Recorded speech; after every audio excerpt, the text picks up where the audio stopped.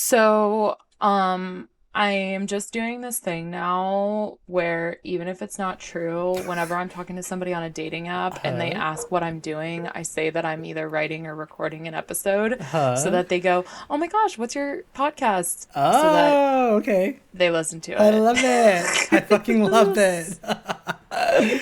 Get those clicks. That is genius. I actually really, really like that.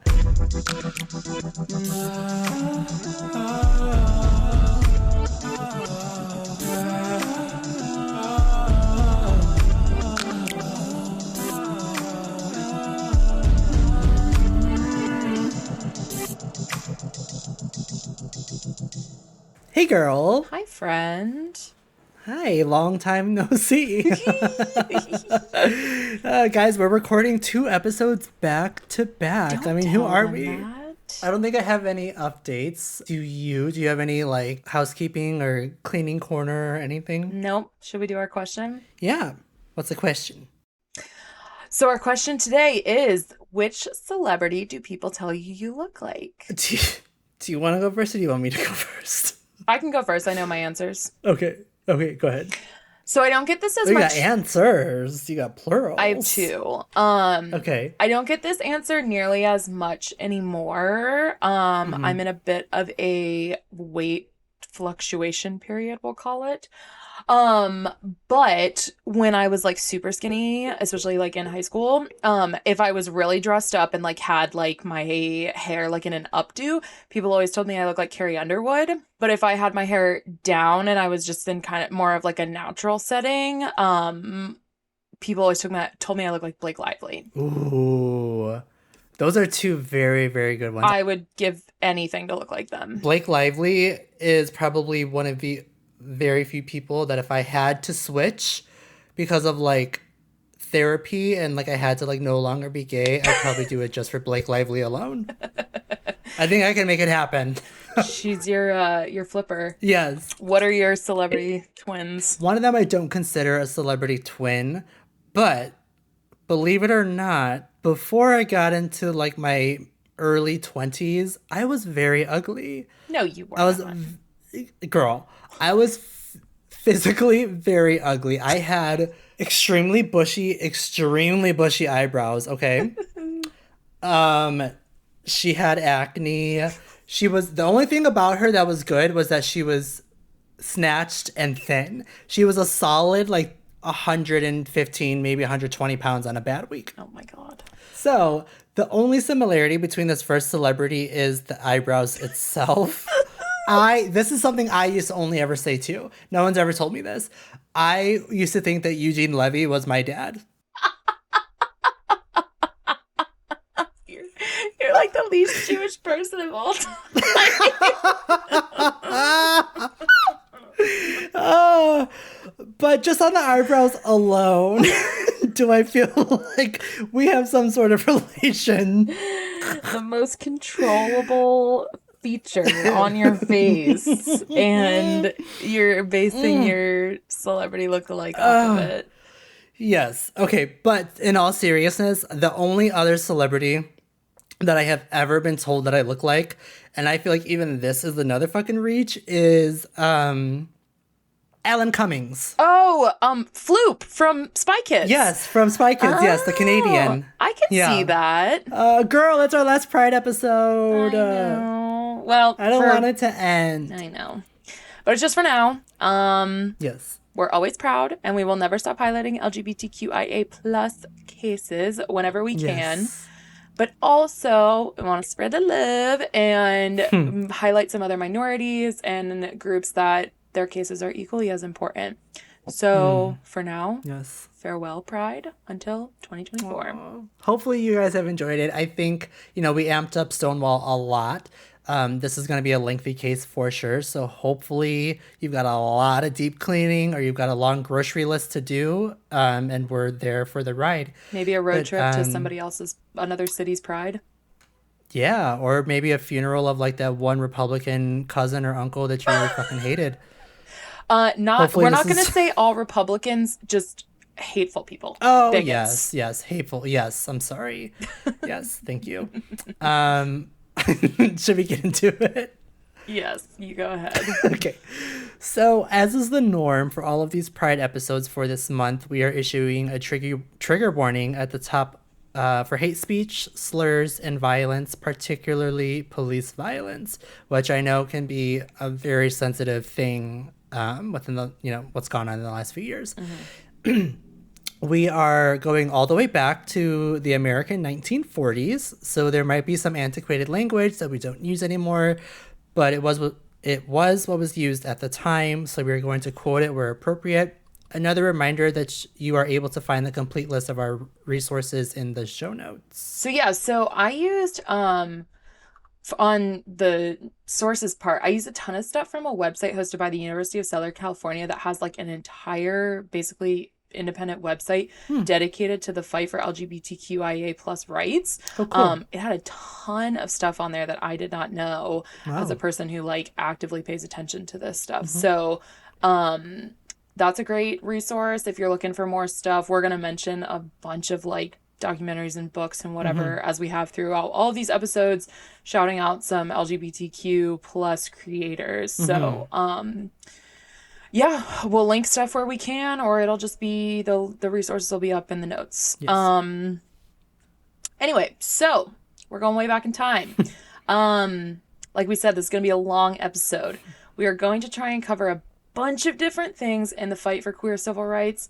This is by no means an exhaustive list, nor are we going to be able to cover every detail of everything we cover. So that's why we're encouraging you to go look at the sources yourself on things that you're interested in. If I did cover every single detail, we'd literally be here forever. There is no end to this stuff. There's so much stuff that happened. So it appears, what I could find, the first lesbian periodical, possibly the first queer periodical at all in the U.S., was called The Vice Versa, and it was published by Lisa Benn in 1947. This periodical never went fully national, but it did reach a good amount of people. That's fucking awesome, especially like in the 40s. I know. That feels like forever ago. It does. This was even before there was a sort of organized fight for gay rights, which officially began in the 1950s under the name of the homophile movement.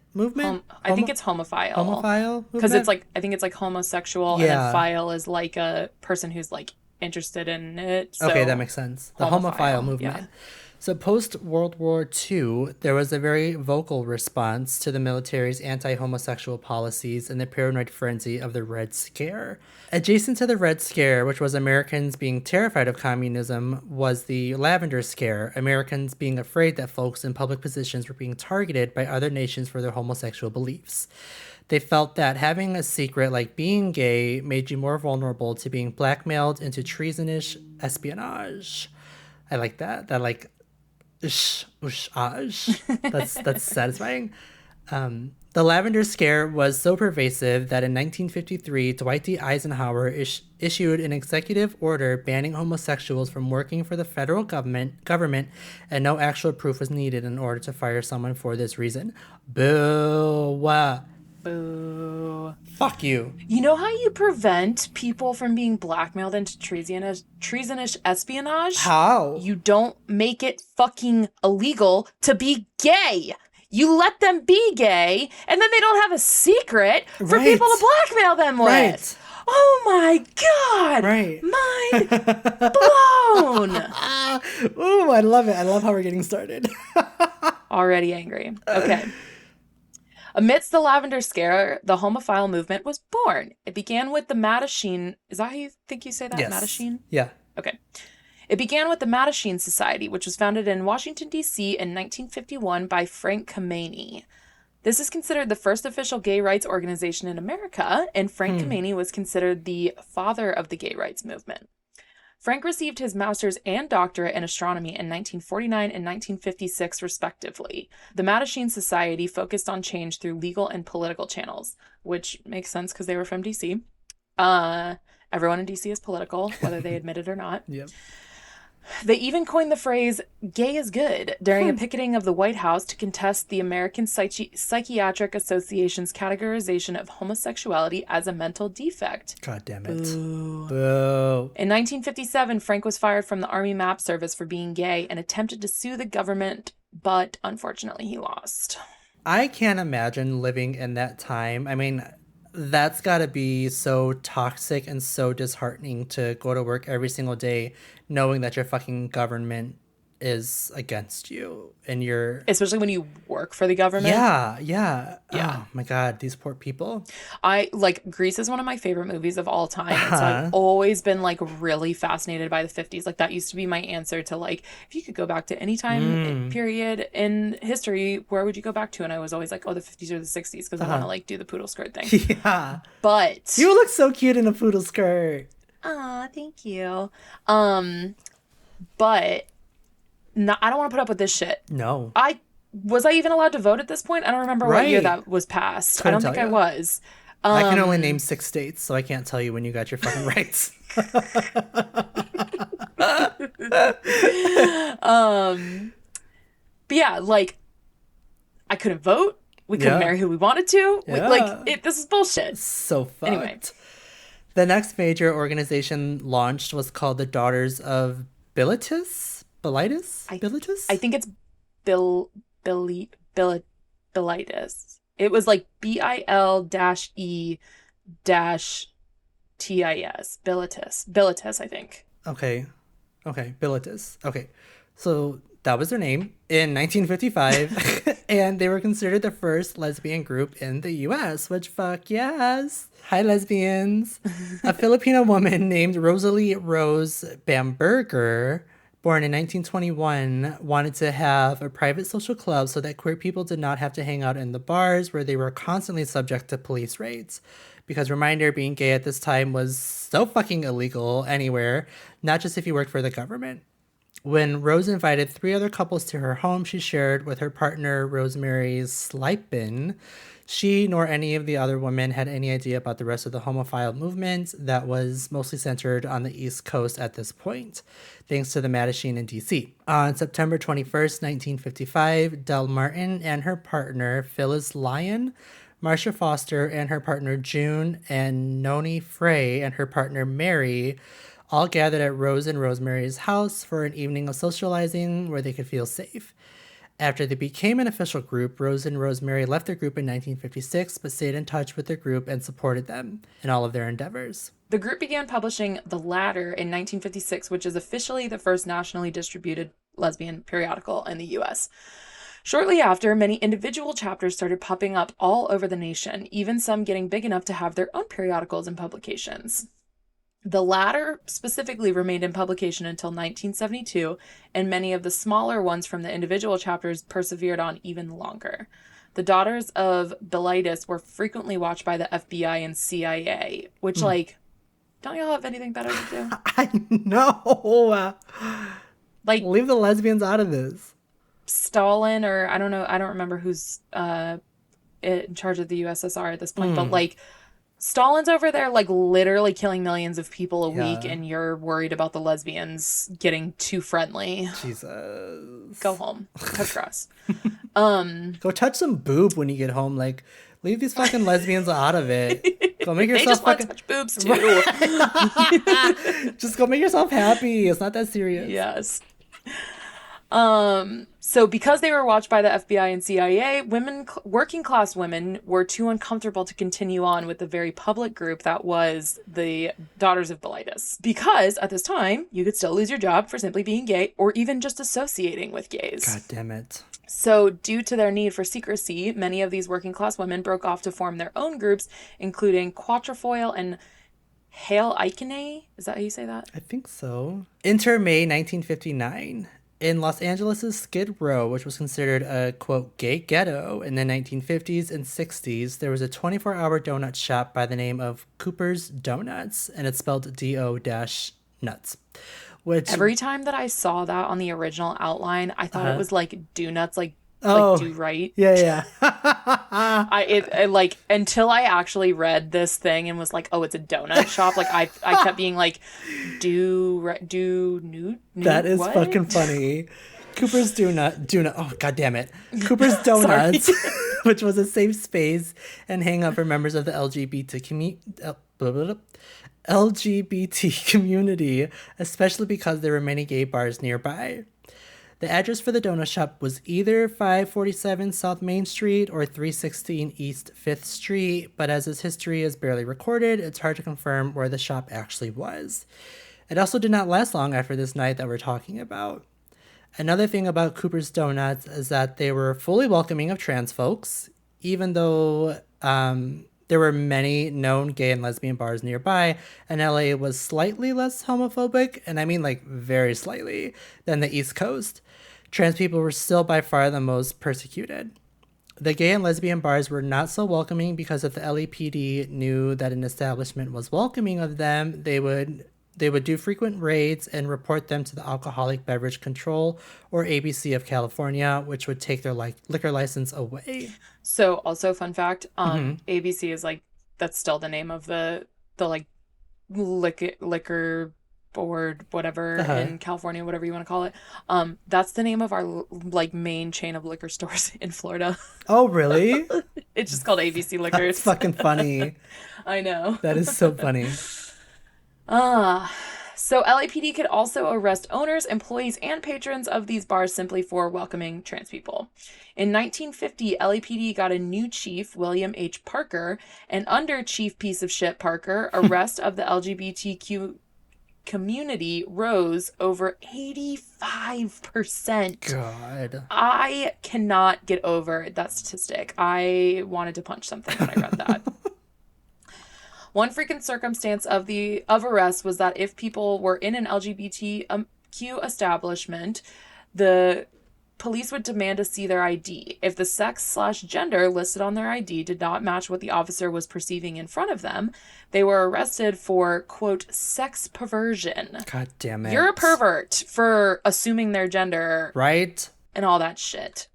Sometimes they wouldn't even fully arrest them because this was so common. Instead, to save time, they would just fingerprint them without actually booking them, which is extremely illegal. Mm-hmm. And also, this was just a scare tactic to scare the drag queens and kings and trans people from being themselves in public. On this famous May night in 1959, the cops were harassing some of the folks at Cooper's Donuts and singled out 5 people.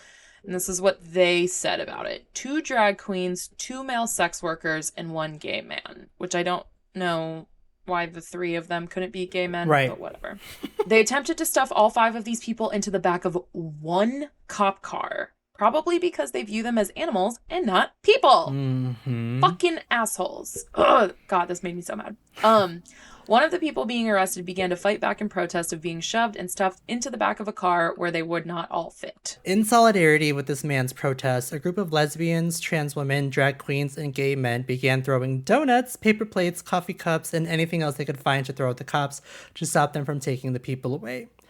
After a few minutes of this, the cops fled and called for backup. Now, the protesters probably believed that they had won and they began celebrating. More members of the gay community joined from the nearby bars and were dancing on cars and doing other activities that would piss cops off when they came back. Because they did come back with more cops, the protesters didn't give in. They continued fighting, which resulted in the police shutting down the street for the rest of the night and arresting a bunch of people. This was considered the first LGBT rebellion against police abuse. Again, this episode is about Stonewall, but this was a full 10 years before Stonewall and on the other fucking coast. Stonewall was not an anomaly. Also, we would like to shout out a fellow LGBT creator, a man by the name of John Recchi, who was at Cooper's Donuts that night and wrote a book in 1963 called City of Night, which is said to be the only complete account of the riots that night. John was even slated to be arrested that night, but managed to escape arrest. Go off. So go read his book if you want, or if you haven't yet and are interested in this topic, because I think that's really fucking neat. Yeah, his book has definitely gone straight to the top of my list for like non-podcast related readings. As I'm staring at Helter Skelter. Do you want to tell the people that we're doing that soon? Um, all 500 and whatever pages it God is. damn, So count me long. out of that. Maybe in some way I do support the book ban. I'm just kidding. I'm totally kidding. I'm totally kidding. That was good. I'm kidding. All right, continuing on with our very important gay history. Far away in a mythical land called Milwaukee. Just kidding. Just the Midwest humor, a little Chicago Milwaukee rivalry. I think we're like bigger rivals with St. Louis. I don't know. Milwaukee's That sounds closer. I've right. never been to St. Louis. It's not, there's nothing to it. Sorry if you guys are from there, but I think it's like one of those things where like all the other Midwest cities hate Chicago and like we just like have rivalries with everybody. yeah, So I think it's both St. Louis and Milwaukee. we got beef. Anyway, When are we gonna eat? we got a lot of Italian beef here. Yeah. Oh, I want Portillo's so bad. Their plant-based hot dog. That sounds so good. I don't eat red I'm not meat. gonna comment on that. I know. It's not even red meat, it's a hot dog. It's fake. Oh yeah, true. You got me there. Anyway, on August 5th, 1961, there was another riot known as the Black Knight Brawl. In downtown Milwaukee in the 1960s, there were actually a number of gay bars all clustered together, which is kind of bizarre to think about because I think of Milwaukee as like a very like blue collar, Yeah. like more like conservative version of Chicago. So good Yeah, for that them is for having a bizarre. bunch of gay. Yeah, good for them for having a bunch of gay bars Yeah. in the 1960s. A straight man named Harry Kaminsky bought a men's-only bar called the Old Mill Inn at the corner of Plankton and St. Paul Avenues in Milwaukee with the express intent of turning it into an actual gay bar. Which, go off, King. I love Ally, it. am I right? Yes, I fucking love it. So everyone knew the Black Knight was a gay bar, and I mean everyone. On August 5th, some other straights were at a regular bar in Milwaukee and lost a bet. Their punishment for losing the bet was that these four men had to go into the Black Knight and bring back some sort of proof that they had entered with while their buddies waited down the street. Which, like, what the fuck did you expect to leave with? Like a drag queen's heel, some tucking panties. Like, what the fuck were you gonna bring out of there? The only thing that I was like, oh, like maybe they have like custom napkins or something, but I was like, Yeah. this was probably like a divey Sure. ass place. Oh, yeah. Like I doubt they had custom napkins that had like Black Knight like in Yeah. like gold scroll on them like you get at a wedding. Oh, that's funny. Now, whenever you entered the Black Knight, and I think this is fucking awesome. Whenever you Yeah. entered for the first time and were not known to the bouncers or bartenders, you were required to show your ID and sign into a guest log so they knew that you weren't going to cause any trouble. Can we bring that back? Right? Can we please? The bouncer was apparently a big blonde-haired, blue-eyed, 6'2" Welsh guy named Wayne, which, that sounds so nice. That's like the only category of white guy that you like. Right? Oh yes, just anyways. I may get repositioned. So these guys try to push past Wayne without signing in, but Wayne wouldn't let them in.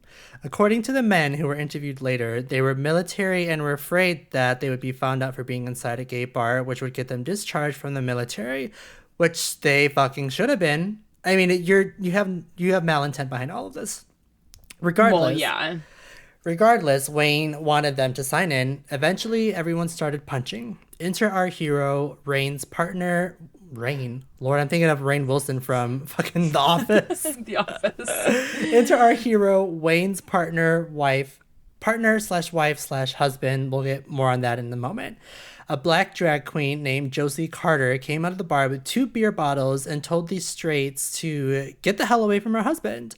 When they didn't regard her and put Wayne in a fucking chokehold, Josie smashed one of the bottles over the head of the man with her husband in a chokehold, even breaking her finger in the process bad enough that she needed a fucking cast.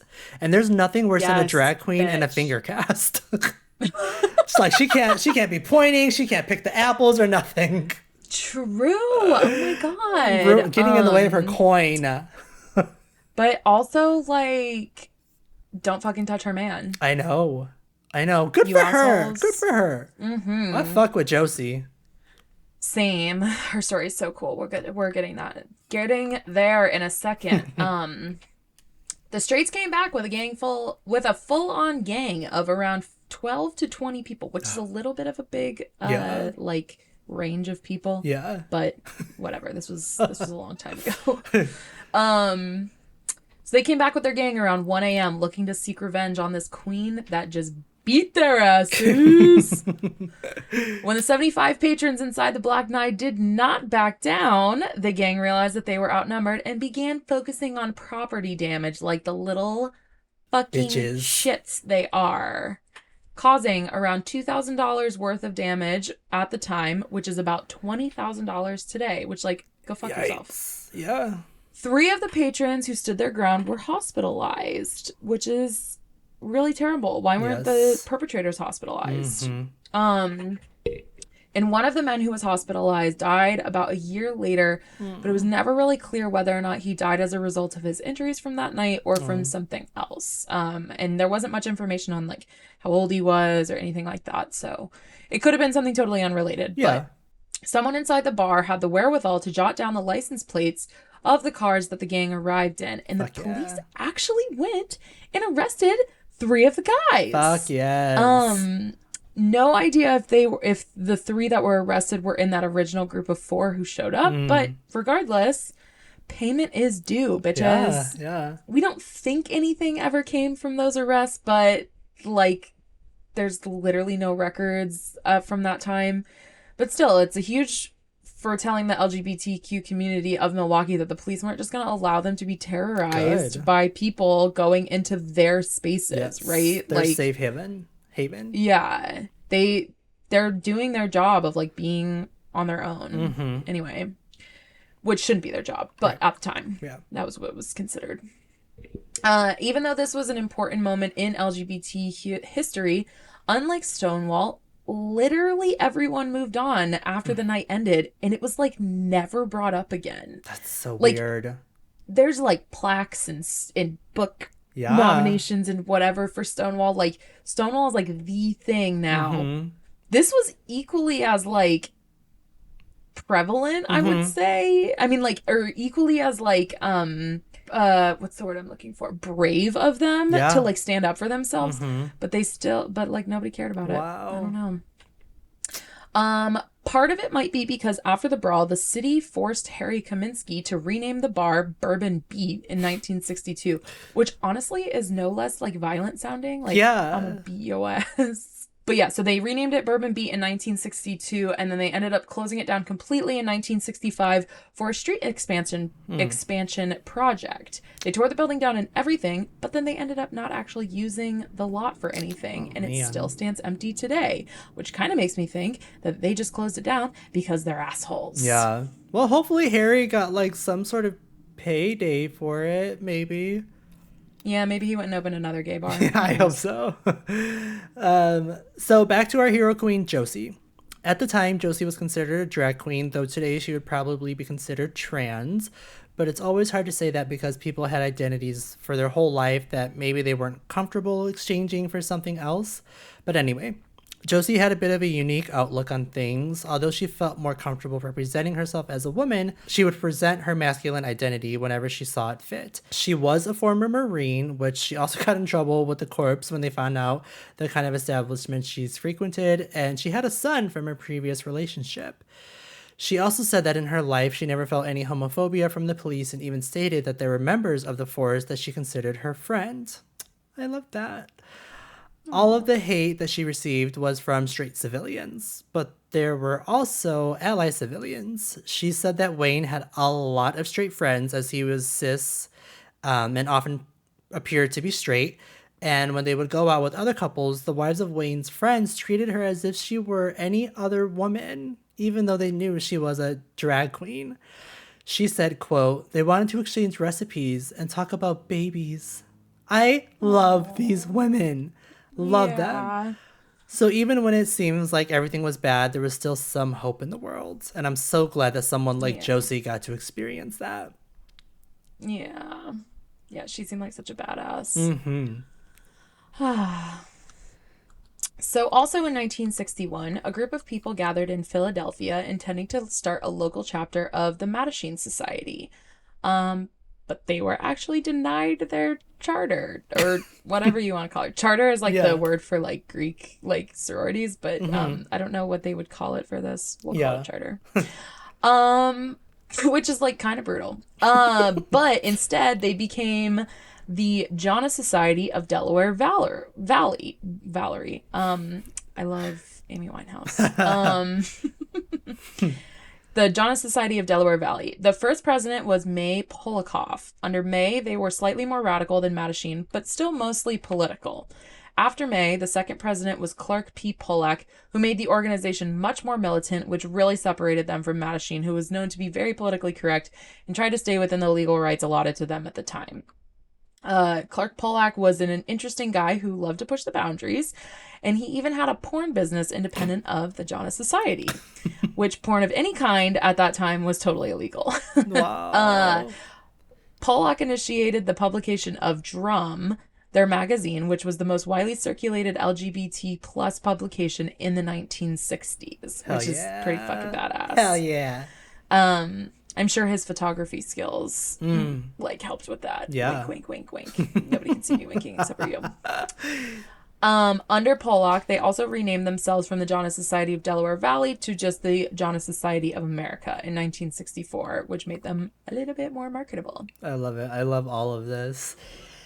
The next year, in 1962, Illinois became the first state to decriminalize homosexuality by repealing their sodomy laws. Yes! So I kind of mentioned this in Marsh P. Johnson, but I am obsessed with the state of Massachusetts because it's so progressive and they do a lot of great things. But after 6 years of living here, and then especially after doing all of the research for this, I will admit Illinois is tied with Massachusetts at this point. Uh-oh. Okay. I love you, Chicago. Okay. They're kind of getting like a double jerk off then. Yes, because it just goes on. It keeps going on from here. And now I have lived in Illinois longer than I lived in Massachusetts, so I guess I should at least put them on the same level. Moving forward a few years to April 25th, 1965, there was a hamburger chain in the tri-state area called Dewey's. There were two in Philadelphia that became LGBT hangouts in the 1960s. One in particular at 219 South 17th Street had a night where there was a rowdy crowd of teenagers that were considered gender bending. Because of their behavior, not because of their identity, the manager told his staff to refuse them service. But apparently his staff was very homophobic and took his order to mean that they could refuse any LGBT plus community member service just because they wanted to. These teenagers teamed up with the Janus Society, who were founded in Philly, remember? And they showed up with 150 people who were all refused service by Dewey's. 3 of the teenagers and Clark Pollock, the president of the Janus Society, were all arrested. Over the next 5 days, the Janus Society distributed 1,500 leaflets and followed it up with another smaller sit-in on May 2nd. No one was arrested in May, and Dewey's decided to discontinue their homophobic policies. Hooray for everyone! Yay! The Janus Society and other gay historians note that the inspiration came directly from the Black civil rights movement in the South, where sit-ins were pretty common. The first known sit-in in the U.S., which we'll probably do a case on this later, like a whole episode, was considered to be when 4 Black students from North Carolina A&T College sat in the Woolworth's lunch counter in Greensboro, North Carolina on February 1st, 1960. So that was 5 years before this sit-in at Dewey's. Moving back up to New York City, likely inspired by this sit-in, the Mattachine Society organized a sip-in at bars around the city on April 21st, 1966. The plan was to go around to different bars where they would tell the barkeeps that they were gay and wanted to be served a drink at the bar. This was significant because, like we mentioned earlier, any bar that was caught serving, quote, known homosexuals, which that term gets used so much at this time, and it just makes me really uncomfortable. So any bar that was caught serving known homosexuals could have their liquor license revoked, as the presence of queer people was considered a, quote, de facto disorderly. Which is fucked up, but like not wrong. But we love our loud gays. Yes. Also, not all gays are loud. Yeah, true. This was a legal/illegal way to prevent gays from having the constitutional right of assembly, by preventing them to be able to drink in bars. So the protesters first went into a bar in the Ukrainian village that was closed. Next, they went to two other bars who were willing to serve the gays present. Eventually, they made it to the Julius Tavern at 159 West 10th Street in West Village. There's apparently been a bar on this corner on 10th and Waverly Place since the mid-19th century, and around 1930 became Julius, which is what it still is today. So if you're in New York, go check it out. Once it became Julius, it started attracting gay men, even though it was not considered a gay bar. When the group, which included famous gay historian Randy Wicker, arrived at Julius on April 21st, they entered the bar and sat down. The barkeeper placed a glass in front of one of the men and asked him what he'd like to drink. The protester responded that he was gay, but that he wished to remain orderly and wanted to be served a drink. Once the bartender understood what the man said, he put his hand over the glass, which there are pictures of, and we'll post them on the Instagram. Post one on the Instagram as it's very powerful. As he covered the glass, he told them that the bar could not serve them. The protesters started chanting, and the police eventually came to break it up. There were no arrests that we know of from this night, but it had an impact regardless. A few months later, in San Francisco's Tenderloin District at 101 Taylor Street, there was a restaurant called Compton's Cafeteria. This was another known safe place, particularly for trans women who lived in the neighborhood. I think that this place and Cooper's Donuts were like things that they had in common that made them particularly good place for trans folks to congregate is because they didn't have a liquor license to be revoked. So legally, there wasn't that much power over these places except for like arresting the owners, employees, and patrons. But it seemed like people back then like didn't have as much of a problem with getting arrested, considering that Marsha P. Johnson was literally arrested over 100 times. Right. Especially for like stuff like this. Like I'm sure like if you got arrested for Grand Theft Auto, it was still a big deal. But like just for like disorderly conduct or whatever they were charging these people with, I don't think it was that big of a deal. Also, there were no like virtual record keeping. Like they didn't have computers yet, so like no one knew if you got arrested unless you told them. So one night in August 1966, cops arrived and began harassing the patrons for no reason. Imagine that. Shocker. One trans woman was really tired of it. I know. So she threw her cup of hot coffee in the face of the police officer trying to arrest her, which is fucking epic. The rest of the trans women in the cafeteria followed suit and began beating the cops with their high heels and threw furniture through the windows. This is the greatest thing I've ever heard. One source I saw said that this was the first known militant queer resistance to police brutality. But like we've already talked about quite a few protests before this that you might consider militant. So I don't really know. You can make your own mind up about that.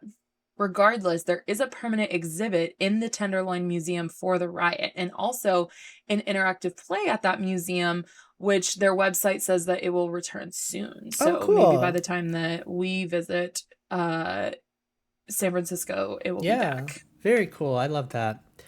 Rolling over to the new year, there was another protest in Los Angeles at the Black Cat Tavern at 3909 Sunset Boulevard.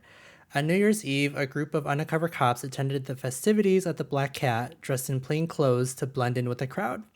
When the clock struck midnight, the undercover police began arresting anyone who participated in a same-sex kiss to celebrate. Fuck all of y'all. Yeah. 6 weeks later, on February 11th, 1967, over 200 people marched peacefully to protest this invasion by the police of what was supposed to be a safe place on a holiday. God damn it. Yeah, like, leave people... It's like... That's like arresting someone on Christmas. Like, unless you did something, like, so bad that you need to be taken off the streets immediately, like, you can't wait a day to arrest somebody. Fuck off. Over a fucking kiss. I know, that just... Never even mind that. Okay, our last protest that was before Stonewall keeps us in Southern California, but down in Los Angeles at the Patch Bar, which was in Wilmington, which is a neighborhood of Los Angeles near Long Beach. The Patch was owned by a gay man named Lee Glaze. Lee was regularly warned by the LAPD to keep his patrons on the straight and narrow. I'm so punny. I originally had that written as to keep his patrons in check, and then I was like, I am missing a great pun here. I love it. But as Glaze was a gay man himself, he encouraged the illegal stuff, including regularly hosting drag shows, which was super Yes. illegal at the time, Oh, but but also the yes. most fun. Yes. He came up with a secret system to warn his patrons when he discovered that there was an undercover inside the bar, and he would play God Save the Queen on the jukebox so the same-sex couples would stop dancing and kissing, which is Wow. fucking incredible. That is You awesome. rule, dude. He gets all the snaps. I love you. Yes. I don't think that by the time that they heard God Save the Queen that the drag queens could have done anything to save themselves, but I guess Yeah. something is better than nothing. Right. Maybe they could have like head to the back or something. True. I don't know. Anyway, on August 17th, 1968, some cops came in to harass the patrons. Imagine that. God. And ended up arresting 2 gay men for, quote, lewd behavior, which was cop code for they were showing PDA. Allegedly, it was a butt tap on this occasion. Oh, God. In a sexual manner. Because I was like, at first when I read that, I was like, do you know how many baseball guys touch each other's butts? Yeah. And football guys touch each other's butts? And they're supposed to be the straightest of all the straights. But Lee Glaze got super angry because he knew the 2 men who were arrested were actually going after the same man and were not interested in each other. Oh, God. As the cops arrested these men, Glaze stood on the bar and shouted, quote, how can you arrest 2 queens who hate each other? Which that's like 100% something that would happen at Sidetrack today. Oh, so God, like, yes. I'm so happy to know that, not the arrest part, because like cops don't even go inside. Yeah, They just stay away. But I'm glad to know that like the terminology has just persisted through history up until now. Like Because that's the 2 queens exact hate each same other. phrase. Yeah, that someone would say today about like two guys who are like too femininely gay to be interested in each other. I love it. Ah. Several of the patrons who went with Lee to the police station and told the officer who greeted them that they were there to, quote, bail their sisters out. When the officer asked for the names of the sisters and Lee responded with 2 men's names, the officer was thoroughly confused and called for backup as he had no idea what to do with all the gay men standing in his lobby, which sounds like kind of a dream. The arrested men were not released on that day. On June 24th, 1969, many of the patrons brought large bouquets of flowers and returned to the Harbor Division Police Station, where they participated in a sit-in in the same lobby. It was a totally unique protest, and the men were released that day. This protest is known today as Flower Power. It's like a very like positive imagery to associate with a protest. Yes. Which I enjoy. Ah, okay. Now we're getting into it. So settle back into the smelly streets of New York. I can smell it. Yep. Smells like June. Smells like Las Vegas. Smells like hot garbage. I've never been to Vegas, so I can't. Warm, permeating piss from the sidewalks. Yes, agreed. New York in the summer in June. Yeah. Okay. Purely by happenstance, on the same day as the Flower Power protest, June 24th, 1969, police raided the Stonewall Inn. Some information about Stonewall before we really get into all of this. Stonewall Inn was a popular gay bar in Greenwich Village. There was a popular lesbian bar around the corner called the Bohemia, and the Stonewall was actually kind of hidden. When you would enter into the front, it looked like a totally normal bar, but apparently once you got to the back, there was like a hidden area for all of the gays to be fully gay. I love it. Like we mentioned last week, it was mafia run, and they had an illegal liquor license. So I'm sure it was like a piece of paper with some man's like fake signature on it that was like in crayon. We can serve alcohol like ALK. Yeah, I was gonna say. Yeah, that's funny. Because of the illegality of the establishment, but to keep the mafia and the NYPD in cahoots, because if you didn't know this, the NYPD is very corrupt, or was at the time. Yeah. I don't know about today. But the mafia would actually allow the police to do these sort of like faux raids on the place to make it look like they were doing their job. The owners never got in trouble, but the gay patrons who were arrested were in real trouble. That's so like up. They just like sacrificed their clientele to make sure that they could still keep serving these illegal drinks. But on this June night, this was more of a real raid than normal. I don't know what prompted this for them to actually crack down on the mafia, but they confiscated a bunch of liquor and arrested employees for operating the bar without a real liquor license. So I'm sure like it used to be like, oh, they would like fill a bunch of like fake vodka bottles with water and like that would be what they confiscated so they could like have something to take to the evidence lockers. But like this night they were just like, no, like actually we're gonna take this shit. God. A few days later, on the 27th, 8 undercover cops entered the Stonewall and began trying to arrest people and stuff them into cop cars. Similar to the Cooper's Donuts riot, people started resisting their arrests. In addition, when cops arrived at the Stonewall or any gay bar for a raid, the remaining patrons who were not arrested that night would disperse to avoid further trouble. But on this night, now after midnight, so actually June 28th, 1969, a day that would forever go down in history, the free patrons began cheering on their peers who were getting arrested. The point of ignition was when a lesbian who was arrested yelled, quote, "Why don't you guys do something?" In response, several patrons began throwing bottles and bricks and actively fighting with the police officers present. Yes, queens. Yeah. Not a fan of violence, but I fucking love this. Even though it's referred to as a riot today, and that's definitely what it turned into, it was not a planned protest at the start. It was just a regular night of socializing and obviously drinking that got invaded and then got a little out of hand. A little?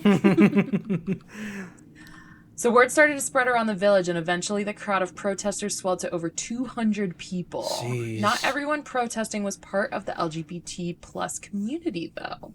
There were many allies, folks who just wanted to protest for the sake of violence, I guess. Opposite of us, who don't like violence. Right.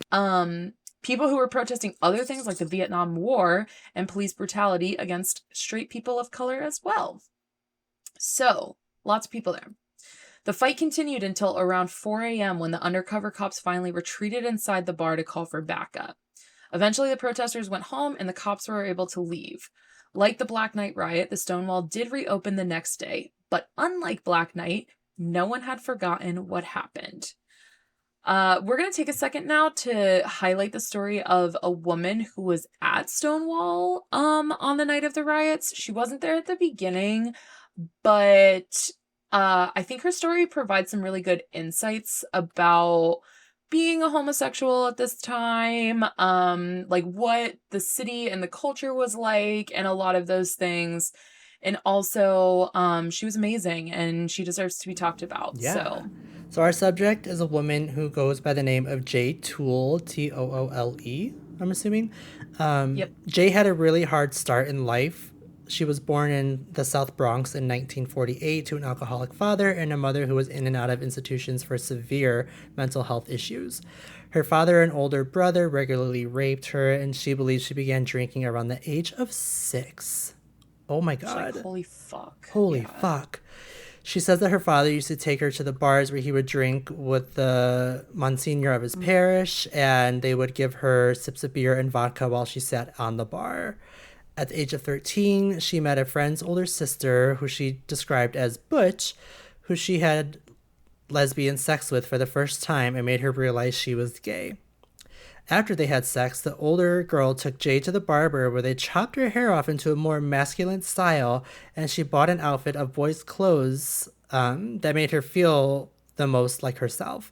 Jay began describing herself as a, quote, super butch. Which, like, yeah, whatever. Whatever. If the shoe fits, I guess. When I first read this article, they have, like, a picture of her at the top of it. I legitimately thought it was a man. Oh, really? And then it said, and the name is Jay Toole, which, like, yeah, I would say more men have the name Jay than women. Yeah. And then I was, like, reading it, and it was like, she. And I was like, trans? And then I was like, oh, no. Super butch. The moment that Jay came home with her short hair and new clothes, her father, piece of shit, kicked her out of the house. Oh, God. Fucker. Hate that dude. Unfortunately, this is what it was often like for kids to discover their sexuality in the 60s. Hell, it's still like this for some kids today. Yeah. After being kicked out of her father's house, Jay spent many years homeless and struggled with substance abuse disorder, especially alcohol, which happens when you get your 6-year-old drunk regularly. Yeah. Holy fuck. Fuck you, Dad. Wow. Wow. I'm angry if you can't tell. She says she only went back home a few times to visit her mother when she was released, but each time that she went there, the neighbors would fucking report her to the authorities and she'd end up in a group home, which, of course, were typically religious. Mm-hmm. God damn it. This is my favorite story of the whole episode. Once while living in a group home, a nun asked her if she was a lesbian, and even though Jay was out and proud, she said no because she didn't know what the word lesbian meant. She thought lesbian was an ethnicity, and she said, no, I'm Irish. That's fucking awesome. That is fucking awesome. I love it. Because so many children were kicked out of their homes for being gay or trans, they made a little makeshift community in Washington Square Park where they lived communally. Jay struggled to maintain work, but eventually she landed a job as security for the Bohemia, the lesbian bar around the corner from Stonewall.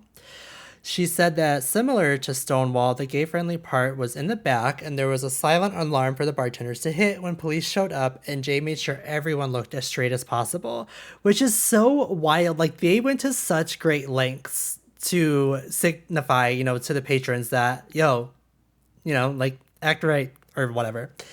Yeah, because they were gonna get fucking arrested. Yeah. But it's like that whole argument today of like, it's even if you don't get, like charged with a crime or whatever, being incarcerated is such a bad thing because then like you might have to miss work the next day or whatever. And so it was just like such a fucking disaster. I hate them. Jay happened to be a patron at the Bohemia on June 28th, 1969, where she heard about the riots as they were beginning. She and a group of friends left the Bohemia, and when they arrived at Stonewall, she said the riots were already in full bloom. She says that you could feel how different the riot was because it was the first time that truly everyone was on the same side. Even though people were kind of protesting for different reasons, everyone really just wanted the police harassment and brutality to stop. While Stonewall was definitely a turning point in the movement overall, Jay says that it was not a turning point in her life. She still experienced homelessness for much of her life after Stonewall. And I've heard this argument a lot that the gay civil rights movement really zeroed in. We talked a little bit about it in Marsha P. Johnson, that it really zeroed in on the cis, white, middle to upper class gay men who jumped out in front once they felt comfortable enough to do so. God. But, I mean, we talked about it a lot today, that there were cis white gay men who were in the front from the start. I mean, like the guy who started Mattachine was a cis white gay man.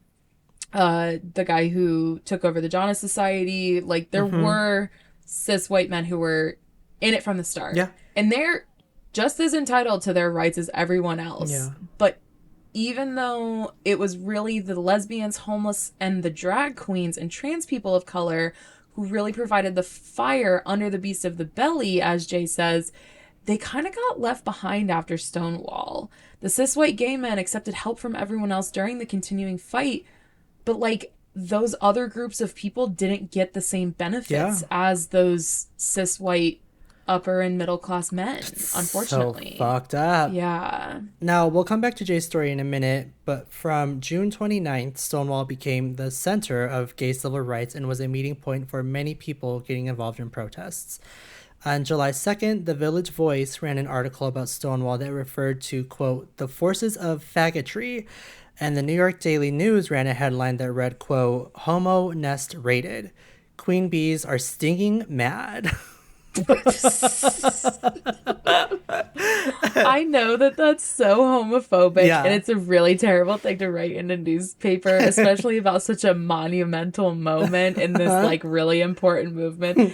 But that's fucking hilarious. I laughed for like 10 minutes the first time I read it, and like every time I read it, it just got funnier. I love it. And queen bees they were, so thank you for that. Yeah. If that was like somebody's like like a gay man's Facebook, or if there was like a gay version of The Onion, which there might be. I don't know of one, but that would be like a perfect headline for them. Yeah, I agree. But for it to be in the New York Daily News is bad. Yeah, totally. Bad.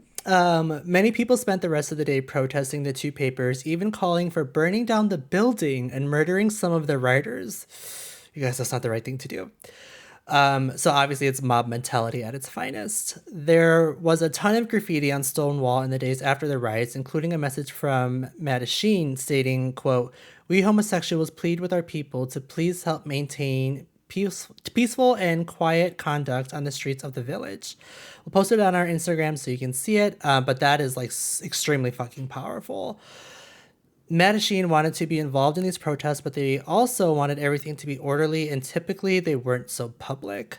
Their hand was forced in a way, and while Stonewall was far from the first LGBTQIA plus riot or protest, it happened to have the right timing, the right people, and the right visibility to really provide the spark, setting the whole damn thing ablaze. 1969 saw a few more major milestones in the gay rights movement. On August 5th in Atlanta, Georgia, at the Ainsley Mall Mini Cinema, 70 people sat down for a viewing of Andy Warhol's Lonesome Cowboys, which I did not know that Andy Warhol had a movie. No, neither did I. This movie was considered a homoerotic underground comedy.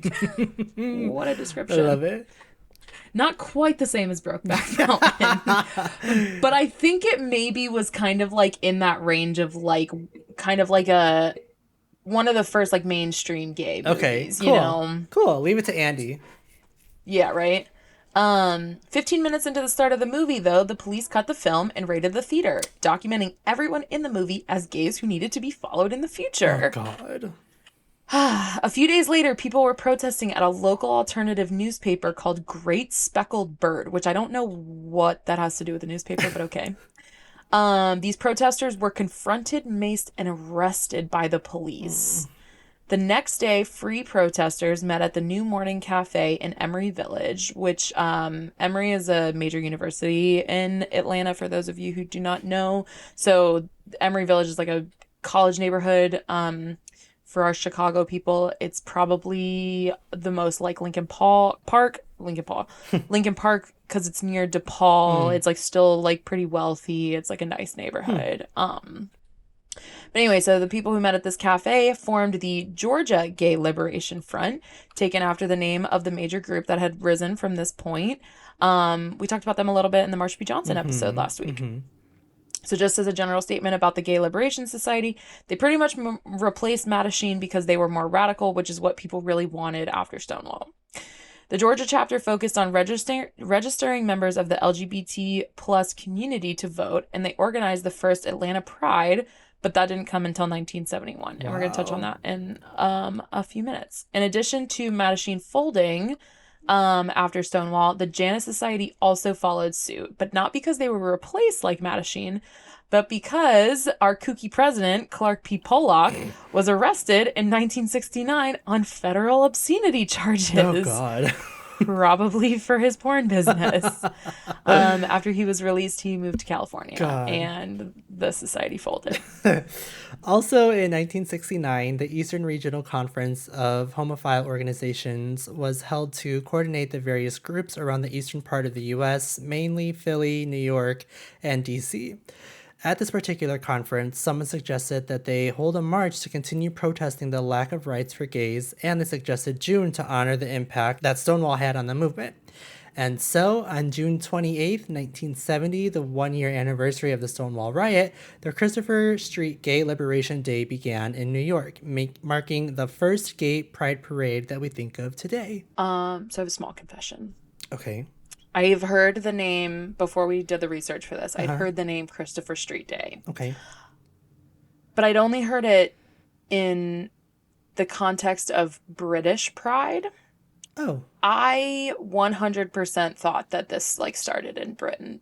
Oh, okay. I thought that, like, I didn't think that, I knew that, like, Stonewall was the trigger point and, like, whatever. But I thought this specific thing of like Christopher Street Day started in Britain. I have no idea where I got that from. That's interesting. Yeah.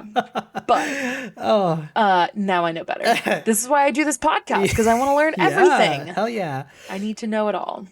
So the first march began on Christopher Street near Stonewall and ended in Central Park. There were thousands of attendants for even the first march, and it has persisted ever since, for now the 53rd year.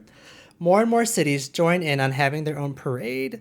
The initial march in New York wasn't intended to be political. It was just supposed to show people that they should be proud and for the Allies to be visible in their support. But several people showed up with signs demanding equality for members of the LGBT plus community. For the first Atlanta March in 1971, they were not granted the permits they needed to hold the march, so many of the 125 participants wore paper bags over their face to prevent identification, which apparently is still a staple of Atlanta Pride today. That is bonkers, but also like kind of fascinating too that they kept it going. Someone from Atlanta, tell me if I'm wrong about that. That's what the interweb said, and I have never been to Atlanta Pride, but I can't wait to go. And so each year, more and more was done to support most of the LGBT community. And in a lot of ways, after Stonewall, women's rights and gay rights became super intertwined and connected, fueling each other to keep fighting.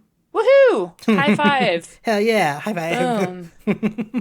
We fight for each other. Yeah. One of the major improvements for gays was the opening of the LGBT Center on West 13th Street in Manhattan in 1984. So our friend Jay Toole's back. She believed that this would be a safe place for homeless queers to sleep. But every morning, the homeless still got chased away. The movement still cared more about the face that it was displaying, mostly middle and upper class white cis men, gay men, than actually providing for those in its community. In 1987, Washington, D.C.'s Pride March was moved from June to the fall to coincide with the first showing of the AIDS Memorial Quilt. Wow. This was an actual quilt that was bigger than a football field, and football meaning American football. Yes. So for our international listeners, so a American football field is 100 yards by 25 yards. So it's pretty fucking big. That is huge, yeah. And this quilt was bigger than that. A quilt. Wow. I love it. So it was bigger than a football field, containing 1,920 panels displaying the names of people who had already died from AIDS, which is so horrible. We will probably do much more in-depth coverage of the AIDS epidemic for Pride next year, but one of the major consequences was that AIDS forced a lot of people to come out as gay or queer to their loved ones when they had not previously done so. Not because AIDS is a gay disease, Right. but because it was ravaging the gay community because they don't need as much birth control as we do, or as straights do. The rest of the world wanted gays to feel shame for AIDS since straights thought they couldn't get it and kind of go away. They kind of wanted them all to die from that AIDS. But ironically, it just put more attention on the gays, which in turn made it more acceptable to be gay. Wow. I can't imagine being alive in that time, but fucking hell. Yeah, I know. And like for AIDS to be such a death sentence when it's like so not today. Yeah, like that's exactly. so crazy to think about. Hell yeah. And now, because Brooke literally cannot have any loose ends ever, we will wrap up some of the storylines that have been following us throughout this episode. In 1990, Rose Bamberger, the brains behind The Daughter of Bilitis, died. Real estate records show that Rose and her partner, Rosemary, remained living together until Rose's death. Jay Toole says that she only survived to her age because in 2000, she was getting clean at the New Providence Women's Shelter where she met a woman named Aine, A-I-N-E, Dugan, who was a volunteer for the Partnership for the Homeless. She invited Jay to a panel at the LGBT Center, and Jay accepted. During that panel, Jay met the right people and talked about the right ideas, which led her to co-found an organization called Queers for Economic Justice. Cool. She was the director of the organization's pioneering program called the Shelter Project, which advocated for queer people in homeless shelters in New York City. So now time for me to love Massachusetts. Maybe we could put some auto-tune on that. Okay. Say less. So now time for me to love Massachusetts. In 2004, Cambridge, Massachusetts became the first municipality in the country to grant marriage licenses to same-sex couples. Wow. Fuck yeah. Woo-hoo! That's awesome. Although I literally cannot believe until it took I was 10. It took until I was 10. That's bonkers. That's crazy. Yeah. So nuts.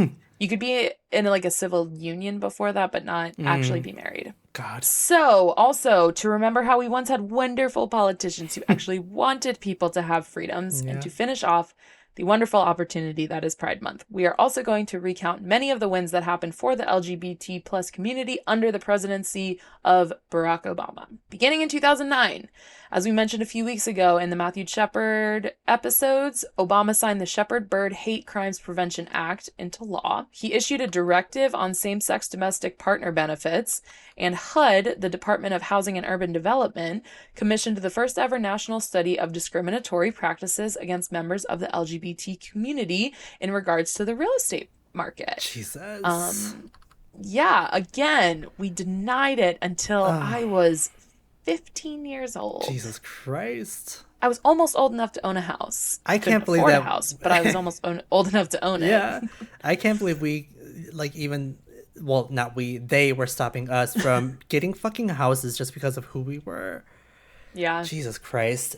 In 2010, the Affordable Care Act was signed into law, which extended coverage to members of the LGBT plus community and made it illegal for insurers to turn them away on the basis of their sexual orientation or gender identity. Again, fucked. In the same 13 years ago. That's all it was. Holy fuck. You could not give somebody health insurance because they were gay until 13 years ago. We haven't really come that far. No, we haven't. In the same year, the White House released the first comprehensive national AIDS /HIV strategy, and he signed bipartisan legislation to repeal Don't Ask, Don't Tell, which was a military policy of hiding one's identity when it did not comply with cishet standards. The U.S. Department of Health and Human Services established StopBullying.gov, which is still active, the first ever White House conference on bullying prevention, and sponsored a video called, quote, It Gets Better, which addresses LGBT youth who have been bullied and are at risk of depression and suicide. The It Gets Better project still exists today and is releasing new content all the time, trying to encourage folks to be who they are. And we'll definitely leave a link to their website in the show notes as well as on Instagram. In 2011, Obama and the Attorney General announced the Department of Justice would no longer defend the Defense of Marriage Acts defining marriage as only between a man and a woman. Again, 12 years ago. Yeah. This happened the same year as the, quote, father of the gay rights movement, Frank Kameny, died at the age of 86. I'm glad that he got to see that, though. Yes, hell yeah. Rest in peace, Frank. In 2012, the president issued a final rule to ensure that the Department of HUD's core housing programs and services are open to all persons regardless of sexual orientation or gender identity. Again, 11 years ago. God I damn cannot it. get this through my brain. No, I can't either. He also supported legislative efforts to ban the use of conversion therapy against minors. God bless. And for the Department of Human and Health Services to require all hospitals receiving Medicare or Medicaid funds, which are government programs, to allow visitation rights to members of the LGBT community. Fuck. 9 years ago, in July 2014, Obama signed an executive order prohibiting federal contractors from discriminating against any employee or applicant because of race, color, religion, sex, sexual orientation, gender identity, or national origin. God. 9 years. Unfortunately, 9 years ago. Unfortunately, at the same time, Jay's organization, Queers for Economic Justice, folded due to funding issues. Which, like, I'm hoping that they only had funding issues because now there were all these, like, government programs to actually get some of this stuff done, but it still sucks. Yeah. She worked really hard on it. In 2015, the White House released guidance on HUD's programs being open to all, followed by the Henry Gerber House in Chicago being designated a National Historic Landmark. Fuck yeah. This house was once the residence of noted gay rights activist Henry Gerber and was where the nation's first chartered LGBT plus rights organization, the Society for Human Rights, was formed in 1924. Golly. That's a long time ago. Yeah. It was almost 100 years ago. Oh my God, that's next year. Holy shit. Yeah. Along with Stonewall, it was one of the 9 LGBT plus sites that were designated as landmarks or historic places during the Obama administration. And lastly, in October 2015, the Supreme Court decided on the historic Obergefell v. Hodges, which required all states to allow same-sex marriage. Once Woo again, woo. Oh, 8 years ago.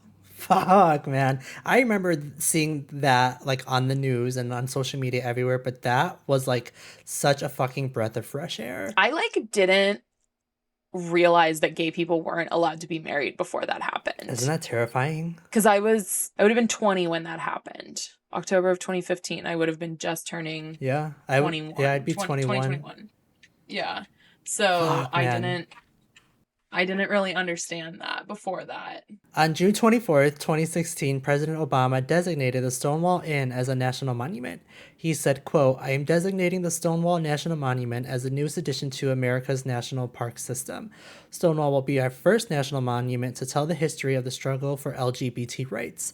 I believe our national park should reflect the full story of our country, the richness and diversity of uniquely American spirit that has always defined us, that we are stronger together, that out of many we are one, end quote.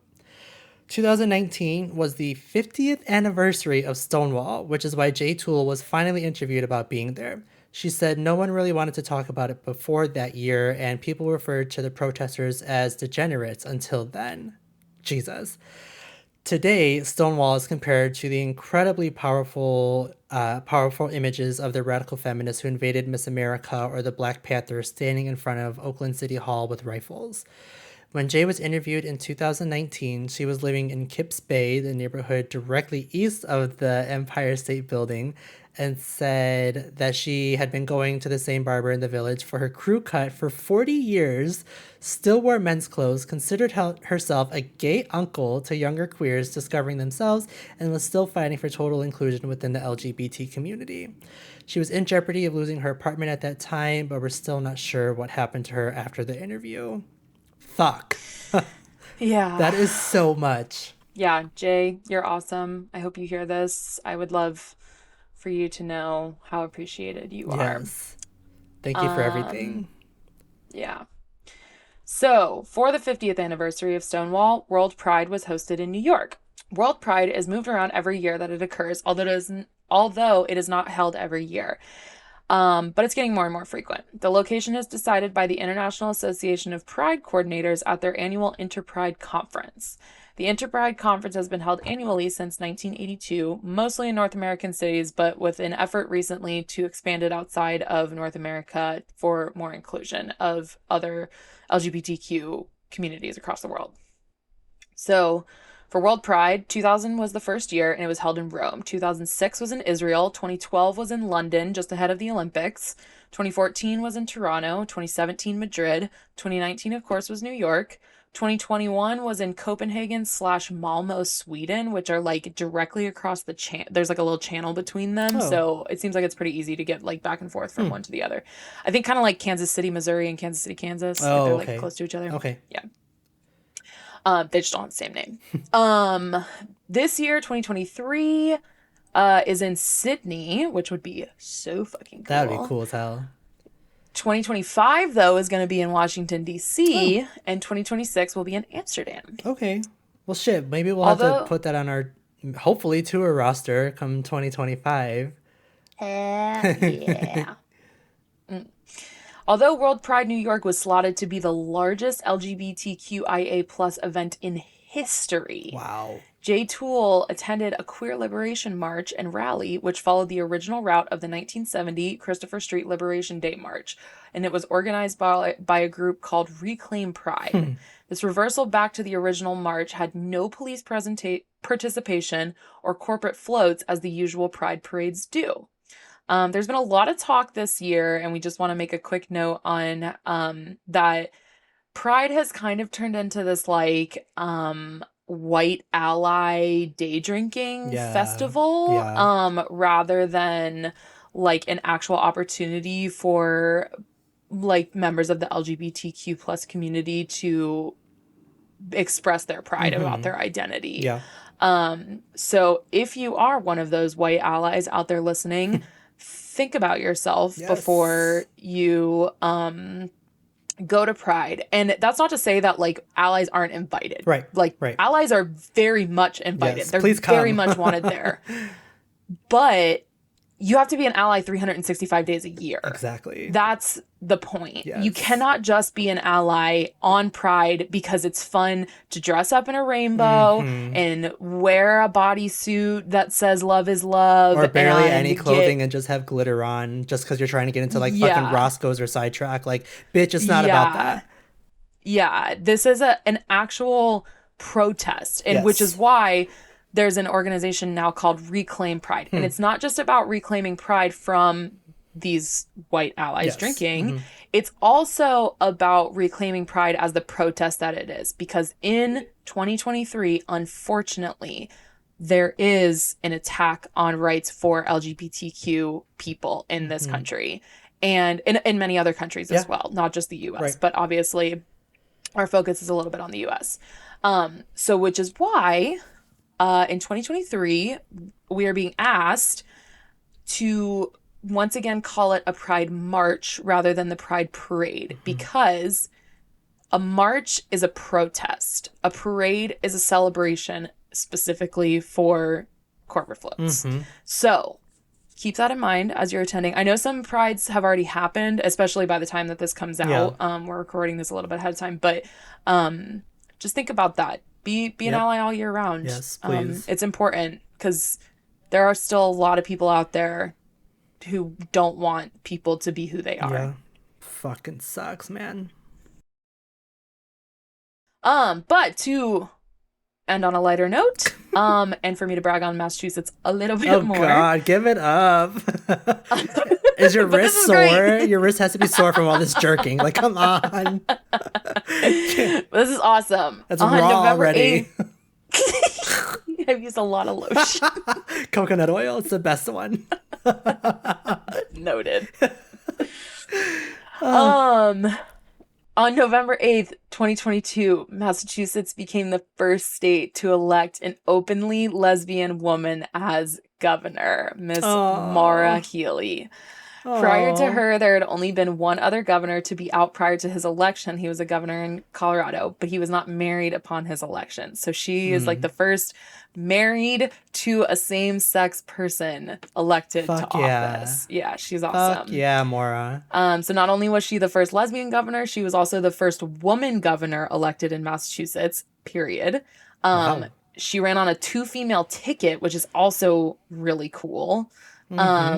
Before becoming governor, she was the Massachusetts Attorney General, making her the first openly lesbian AG in the U.S., as well as the first Massachusetts AG to win governor after being the Attorney General. 6 other Attorney Generals tried before her and all failed. Holy fuck, wow. Yeah, she's a fucking badass. And just to ice the cake, the Republican candidate that she defeated was heavily endorsed by Donald Trump. Fuck yes. So Maura, I just got chills. Maura, you are amazing. If you hear this, please run for president. Well, shit. Now I can't wait to go to Massachusetts. I never thought I'd be like excited to go to Massachusetts. No, it's wild. Wow. They're sneaky progressive over there. That's fucking awesome. Yeah. Holy shit, we did it. We did Stonewall. We completed our very first month of Pride special episodes. I know. I'm so happy. My God. I love this. This was a lot of fun. I mean, it definitely taught us both a lot. Yes. Which is obviously the point of all of this, but hopefully you guys learned some good new tidbits too.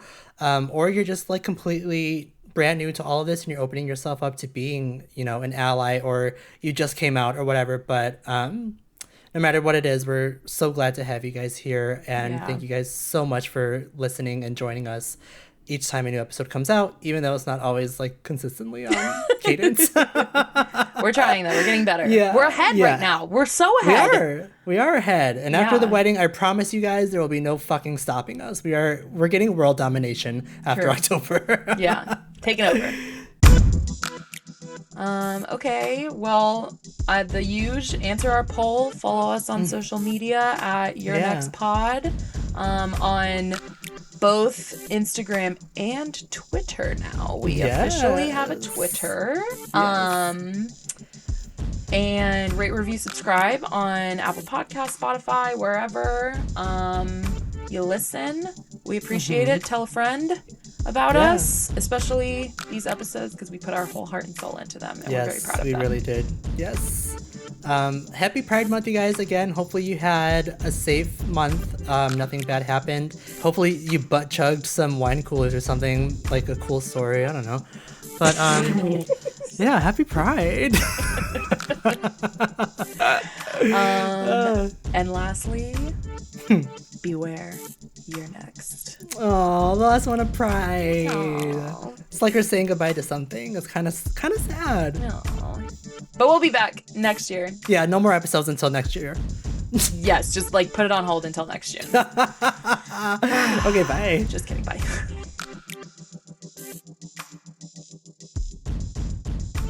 Oh, like I'm gonna go change in the bathroom, and I'm like, bitch, change right here. Like, I don't care. Yeah. Especially like if I talk about sex with you, I don't give a shit. Change in front of me. Yeah. I've already pictured you naked. We've already talked about sex.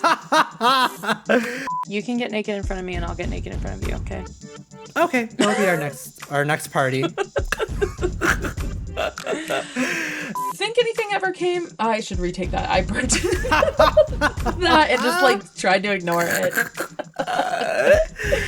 Fuck you, Dad. I'm angry if you can't tell.